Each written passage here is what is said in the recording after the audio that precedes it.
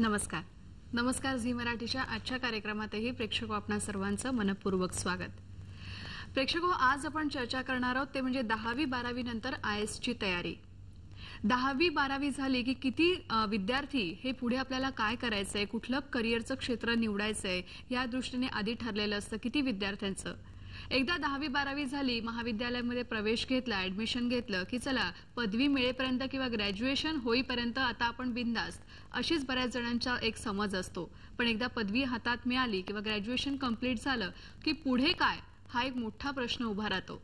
मग त्या दृष्टीने अनेक प्रयत्न सुरू होतात, अनेक ठिकाणी इंटरव्ह्यू देणं, अनेक ठिकाणी प्रवेश परीक्षा देणं। पण ह्यावेळी जेव्हा आपण तयारीत असतो तेव्हा अभ्यासाच्या दृष्टीने किंवा ज्ञानाच्या दृष्टीने आपण किती तयार असतो।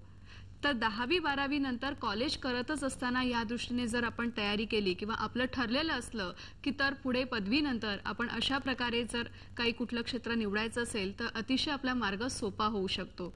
याच दृष्टीने आज आपण IAS ची तयारी ही 10वी-12वी नंतर कशा प्रकारे केली पाहिजे, का केली पाहिजे आणि ही तयारी म्हणजे नेमकं स्वरूप त्याचं काय असतं, या सगळ्याच दृष्टीने आज आपण मार्गदर्शन करून घेणार आहोत। आणि हे मार्गदर्शन करण्यासाठी किंवा चर्चेत सहभागी होण्यासाठी आजच्या कार्यक्रमात आज आपण आमंत्रित केले अजित पडवळ यांना।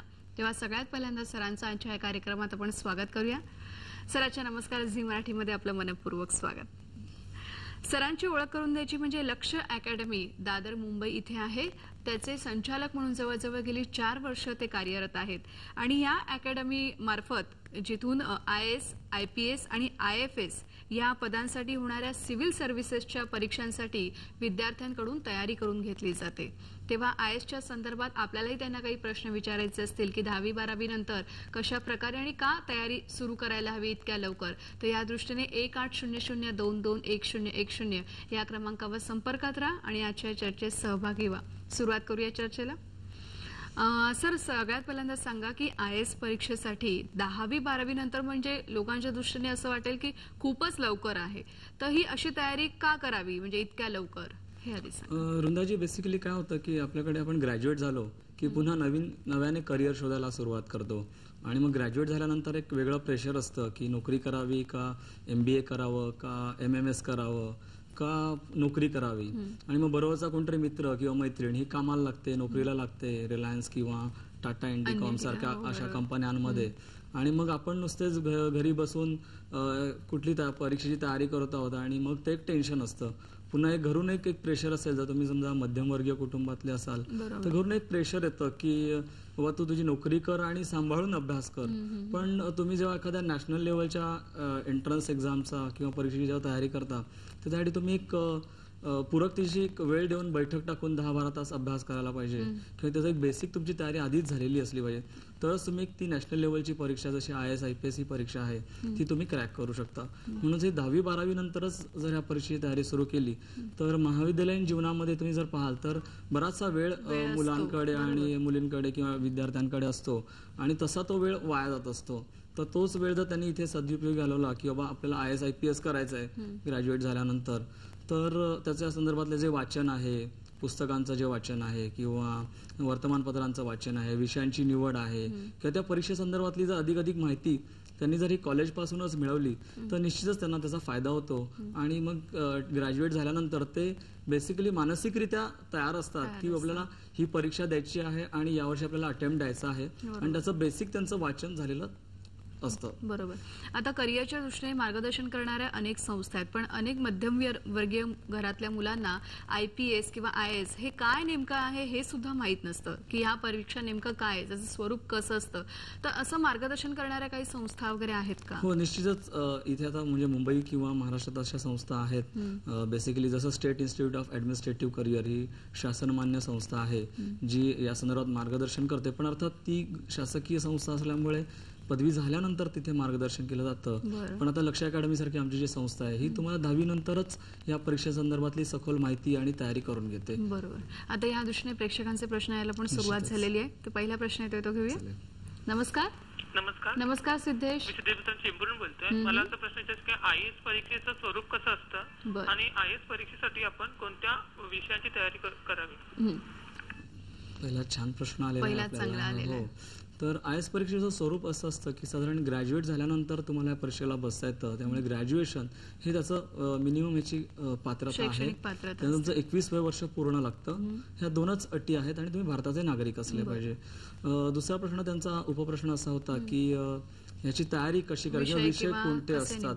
तर याच्यामध्ये साधारण जी पूर्वपरीक्षा, मुख्य परीक्षा आणि मुलाखत अशी ही 3 स्टेजमध्ये परीक्षा चालते. पूर्वपरीक्षा 450 मार्कांची असते, मुख्य परीक्षा 2600 मार्कांची असते आणि मग 300 मार्कांची मुलाखत. अशा 3 स्टेजमध्ये ही संपूर्ण वर्षभर परीक्षा चालते.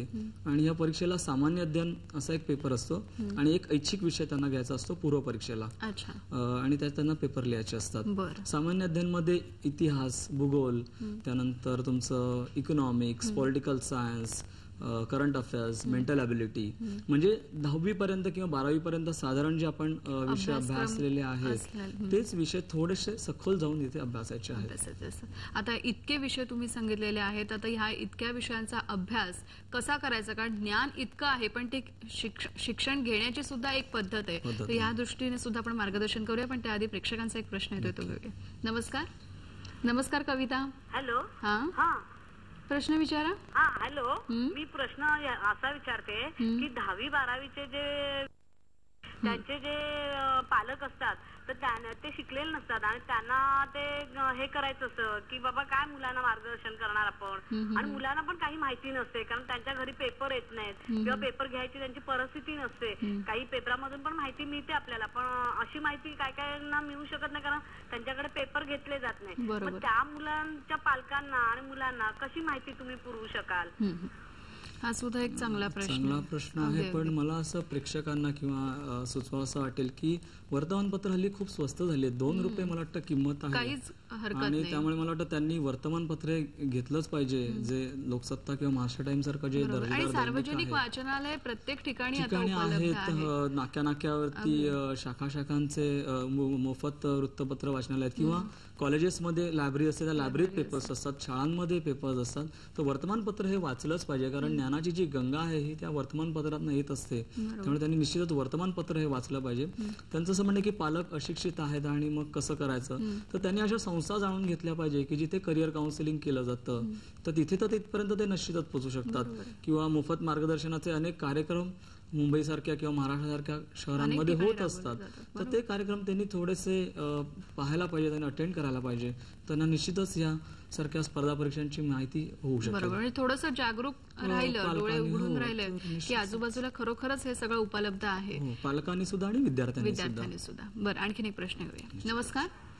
नमस्कार अभिषेक.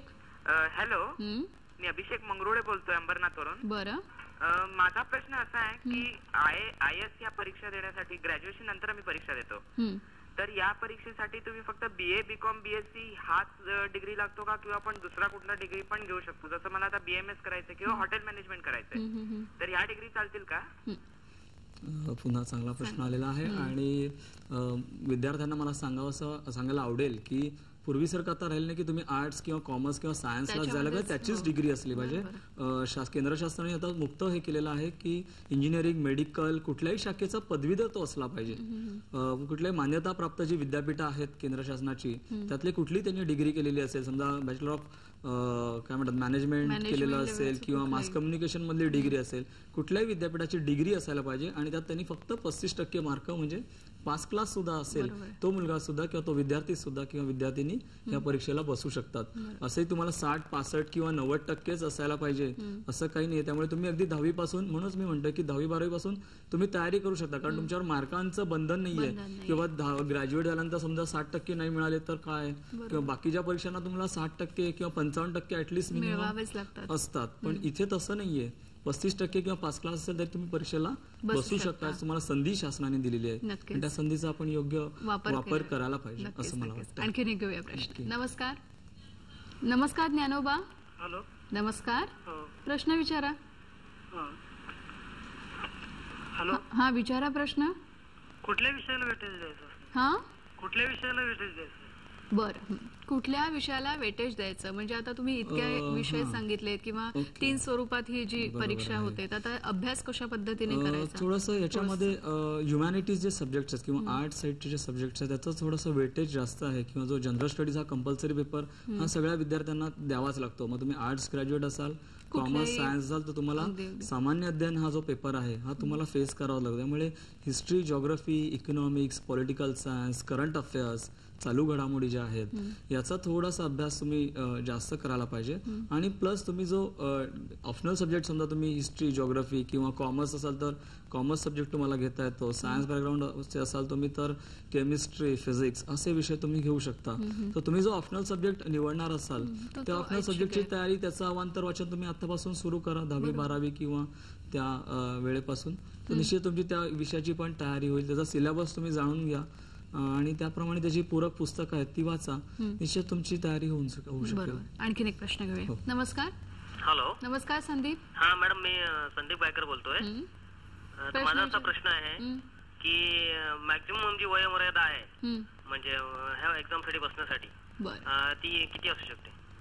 जसं 21 हो, मिनिमम एज पाहिजे. तर मॅक्सिमम किती एज? ओपन कास्टवाल्यांसाठी म्हणजे जे ओपन जातीतनं आलेले आहेत, जसं ब्राह्मण आहे किंवा, तर अशा कास्टवाल्यांसाठी एज ऑफ 30 पर्यंत किंवा एज ऑफ 30 पर्यंत तुम्हाला ही परीक्षा देता येते. ओबीसी म्हणजे अदर बॅकवर्ड क्लास जे आहेत, इतर मागासवर्गीय, ह्या विद्यार्थ्यांना 33 वर्षापर्यंत ही परीक्षा देता येतं आणि त्यांना 7 अटेम्प्ट असतात. ओपन कास्टवाल्यांना फक्त 4 वेळा या परीक्षेला बसता येतं. आणि SC ST शेड्यूल्ड कास्ट जे विद्यार्थी त्यांना 35 वयाच्या 35 वर्षापर्यंत या परीक्षेला बसता येतं आणि त्यांना कुठलेही अटेम्प्टचे बंधन नाही. म्हणजे वयाच्या 35 वर्षापर्यंत ते कितीही वेळा त्या परीक्षेला बसू शकतात. ही एक चांगली संधी आहे. बरोबर. आता मला सांगा की सामान्य ज्ञान, जनरल नॉलेज, आता पेपर किती महत्वाचा आहे, वर्तमानपत्र हे तुम्ही सांगितलं, पण जनरल नॉलेज काय वाचायचं हा खूप मोठा प्रश्न आहे, कारण इतकं सगळं उपलब्ध आहे. तर या दृष्टीने तुम्ही काही पुस्तकं सुचवाल का किंवा कशा पद्धतीने हे सगळं ज्ञान मिळवायचं? निश्चितच. एक तर तुम्ही दररोजचं वर्तमानपत्र वाचलं पाहिजे. वर्तमानपत्रात आपण काय वाचायचं हे आपण एक ठरवलं पाहिजे. जसं एक 15 हल्ली नवीन जे पेपर्स किंवा आलेत की 20-25 पानाचे असतात आणि मग असा प्रश्न पडतो की त्यातलं काय वाचायचं.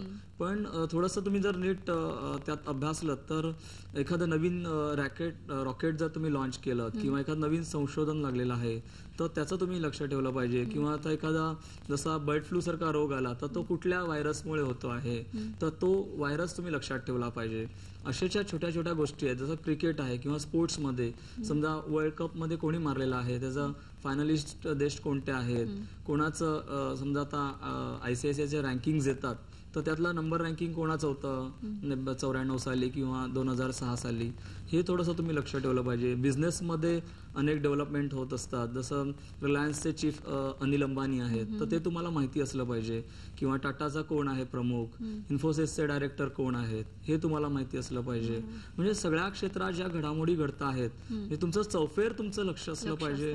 आणि सगळीकडे जसे नोबेल पुरस्कार कोणाला मिळाला, ऑस्कर अवॉर्ड कोणाला कुठले मिळालेले आहेत, असं सगळ्या क्षेत्रातली तुम्ही माहिती ठेवणं क्रमप्राप्त आहे. त्यामुळे वर्तमानपत्रांचं किंवा मॅगझिन्सचं वाचन करताना या प्रकारचे वाचन थोडंसं जास्त करावं. प्रत्येक क्षेत्राविषयी, प्रत्येक क्षेत्रामध्ये सध्या काय चालू आहे तर त्या घडामोडी, कारण तुम्हाला कलेक्टर झाल्यानंतर अख्ख्या जिल्ह्याची जबाबदारी तुमच्यावर असते किंवा तुम्ही जेव्हा सेक्रेटरी बनता तर त्यामुळे तुम्हाला चौफेर नॉलेज असणं आवश्यक असतं. त्यामुळे हा हेतू आहे की तुम्हाला सगळ्या क्षेत्रात पेपर वाचताना थोडंसं हे डोक्यात ठेवून या पद्धतीने अशा प्रकारचं अभ्यासपूर्ण ज्या बातम्या आहेत त्या निश्चितच आपण वाचल्या पाहिजे.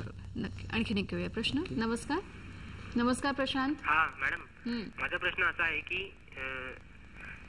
पूर्ण सिलेबस आपल्या ग्रॅज्युएशन लेवल वरती असतो का 12वी किंवा 10वी जनरल नॉलेजवर? अभ्यासक्रम ह्या परीक्षेचा जो स्तर आहे तो त्यांनी पदवी परीक्षा असं म्हटलेला आहे. पण थोडंसं आपण बघितलं तर जो 10वी पर्यंत आपण जो भारताचा इतिहास, भारताचा भूगोल, भारताचं जे राज्यशास्त्र किंवा नागरिकशास्त्र आहे किंवा इकॉनॉमिक्स आहे किंवा अर्थशास्त्र ज्याला म्हणतो तर तेच आहे. फक्त थोडंसं इथे पदवी लेवलचं म्हणजे थोडंसं विस्तृत प्रकारचं याच्यात अभ्यास आहे आणि पदवी परीक्षेचं सगळं लेवल याच्यात मेंटेन होतं या परीक्षेमध्ये. आता एकीकडे आपण 10वी 12वी नंतर म्हणजे कॉलेज करत असतानाच याचं प्रशिक्षण किंवा ह्याची तयारी कशा पद्धतीने करायचं याबद्दल सांगतोय, पण कधी कधी जे आपण कुठलं क्षेत्र निवडतोय पदवीसाठी तर त्याचाही अभ्यास इतका असतो तर ते करता करता विद्यार्थ्यांना कधी प्रश्न पडेल आपण आता करतोय ते की दोन्हीचा अभ्यास कसा करायचा. तर ह्या दृष्टीने आपण थोडंसं त्यांना ह्या टेक्निक किंवा टिप्स देऊया पुढच्या टप्प्यामध्ये. प्रेक्षक आपली चर्चा आपण अशीच पुढे चालू ठेवणार आहोत. 1800221010 या क्रमांकावर संपर्कात राहा. भेटूया छोट्याशा विश्रांतीनंतर.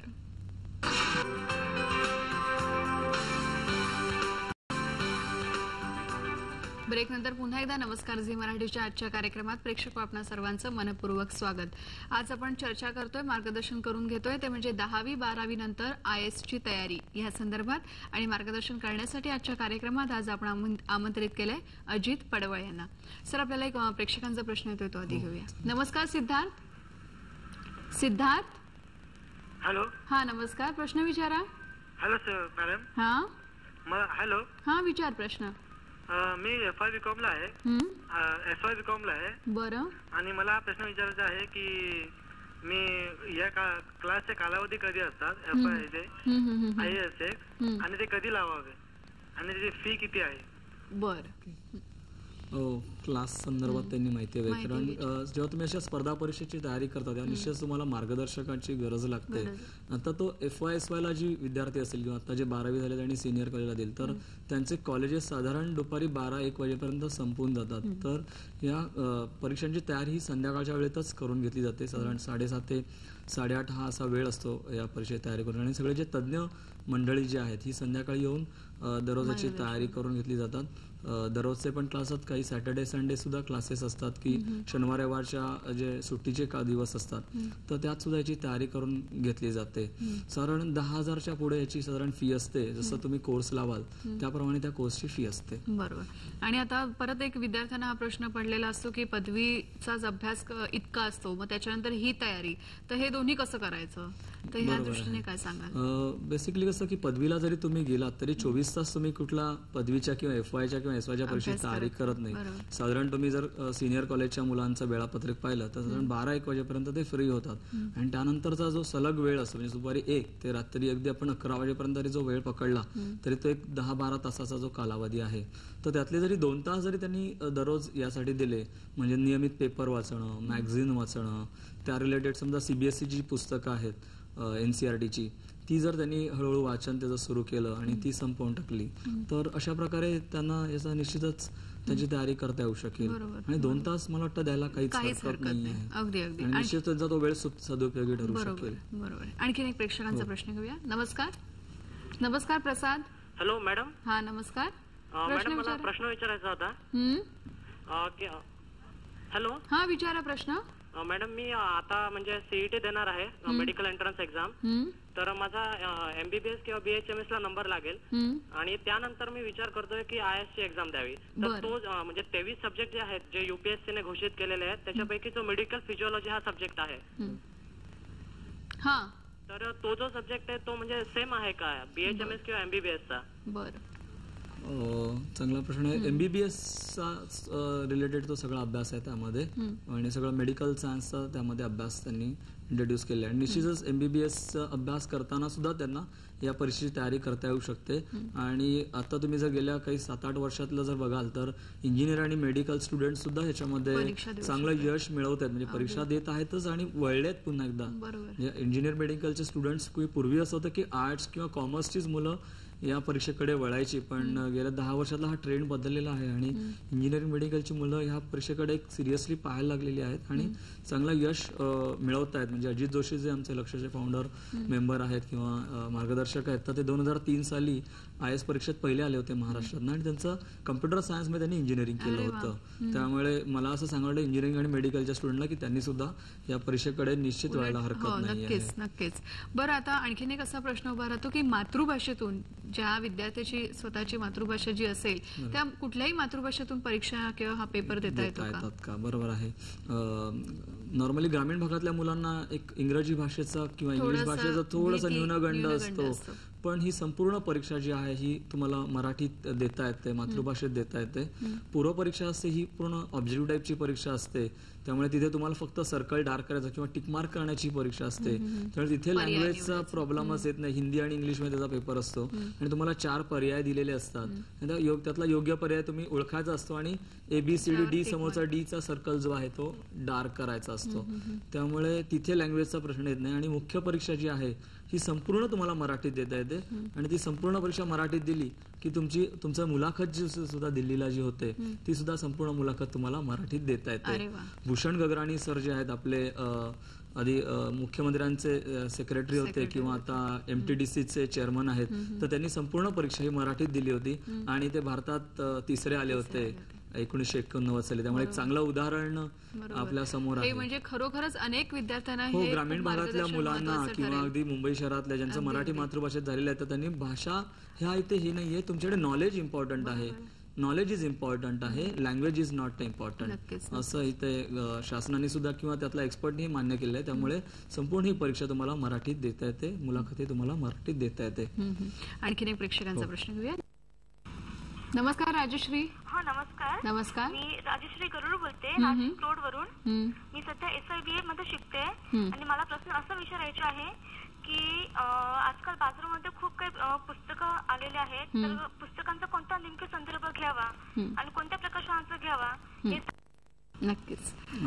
बरं, आता जसे हे क्लासेस आहेत मार्गदर्शनपर, तर तसे पुस्तकं सुद्धा बरीच निघालेली आहेत. तर अशा वेळेला पुस्तकं ती निवडताना अभ्यासाची ती कशी निवडायची या प्रवेश परीक्षेचं मार्गदर्शन करणारी. वृंदाजी, ऍक्च्युली पुस्तकं प्रचंड आहे, आपल्याकडे वेळ कमी आहे, त्यामुळे जर त्यांनी आपल्या हेल्पलाईनला फोन केला तर निश्चितच त्यांना मार्गदर्शन करता येईल. पण त्यांनी बेसिकली जी CBSEची जी पुस्तकं आहेत NCERTची, ती 5वी ते 12वी पर्यंतची हिस्ट्री, जॉग्रफी, त्यानंतर सायन्स ही जी पुस्तकं आहेत किंवा इकॉनॉमिक्स आहे, पॉलिटिकल सायन्स आहे, ही पुस्तकं त्यांनी संपूर्ण आधी वाचून काढावी. आणि त्यानंतर मग बरीच पुस्तकं आहेत, जसं टाटा मायग्रोहिलचं TMHचं गाईड आहे किंवा कॉम्पिटिशन सक्सेस रिव्ह्यू सारखं मॅगझिन आहे किंवा क्रोनिकल सारखं जे मॅगझिन आहे ते त्यांनी वाचावं.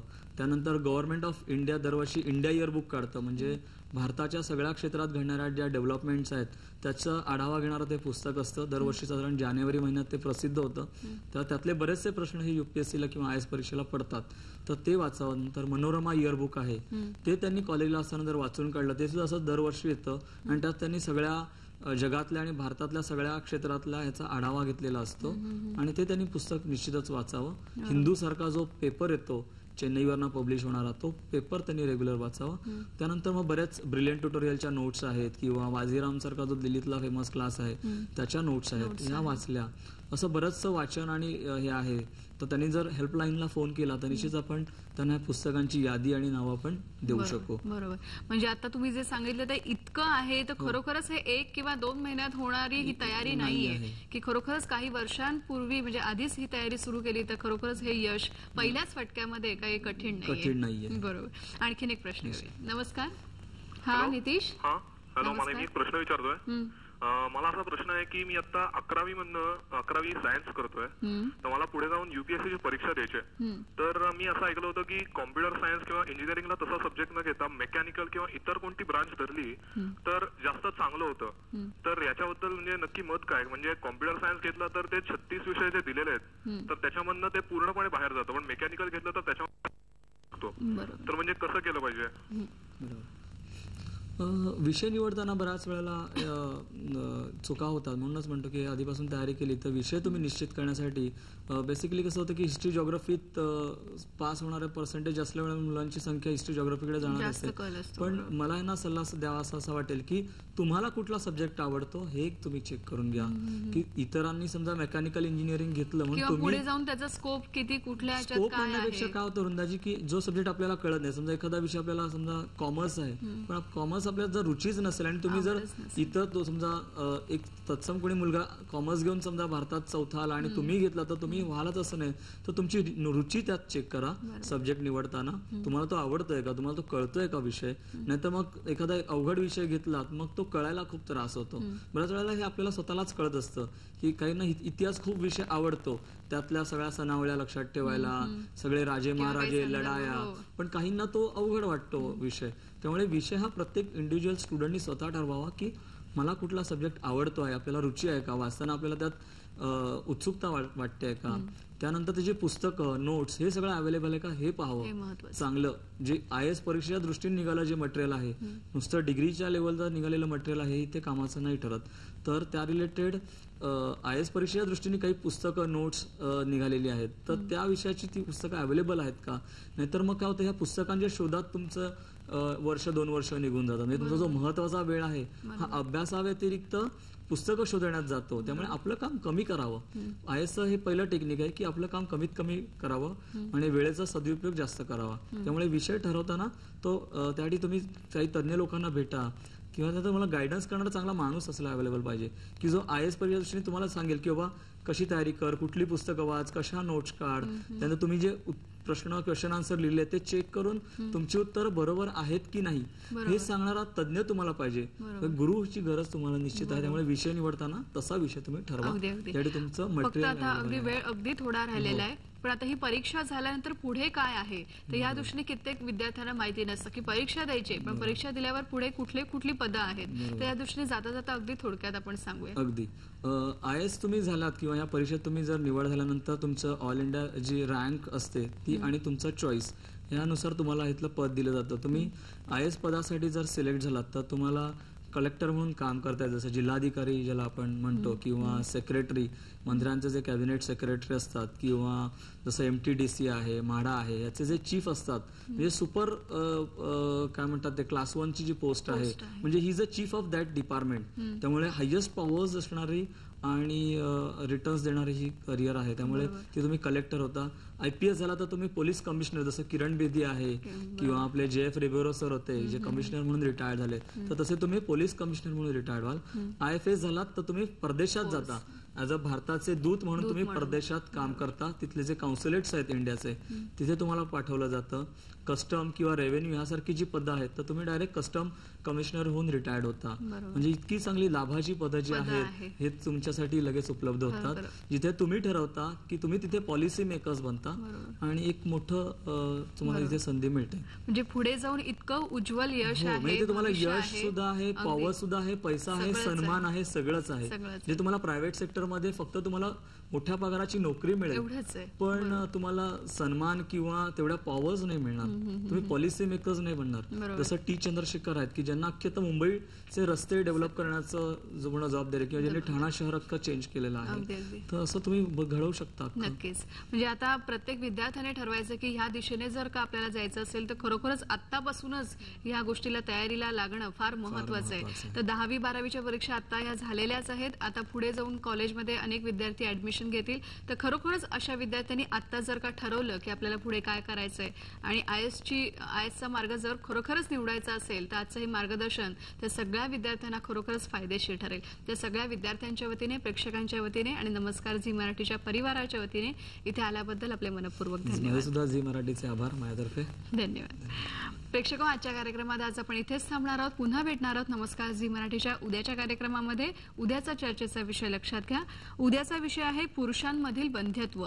विषय पुन्हा एकदा ऐका, पुरुषांमधील वंध्यत्व. आणि याविषयी मार्गदर्शन करण्यासाठी उद्या आपण आमंत्रित करतोय डॉक्टर ऋषिकेश पै यांना. तेव्हा 1800-22-1010 या क्रमांकावर उद्याही चर्चेत सहभागी व्हा. आज मात्र इथेच निरोप घेऊया. नमस्कार.